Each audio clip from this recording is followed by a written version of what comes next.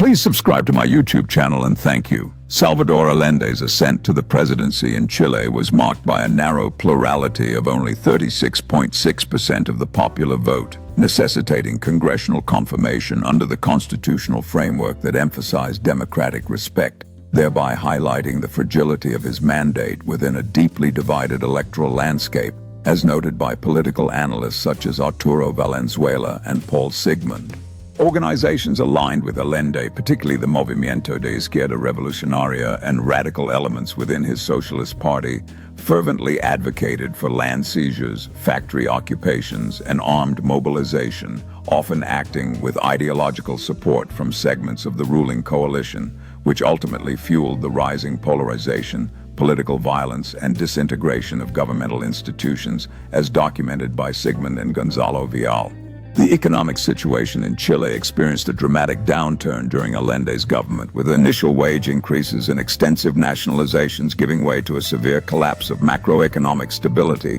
culminating in an alarming inflation rate that exceeded 500 to 600% annually by 1973, alongside a fiscal deficit soaring past 20% of GDP and a contraction of the GDP following a short-lived surge in 1971. As the institutional crisis deepened in the months preceding September 1973, Chile's Supreme Court publicly accused Allende's government of neglecting to enforce judicial decisions and permitting illegal property seizures, culminating on August 22, 1973, when the Chamber of Deputies officially declared that the government had breached the Constitution and eroded the rule of law, thereby advocating for the restoration of legal order amidst escalating tensions. These critical actions by both Chile's legislature and judiciary laid the groundwork for the military intervention that occurred on September 11, 1973, marking a watershed moment in Chilean history as the nation's governance framework crumbled under the weight of conflict, unrest, and legislative discontent,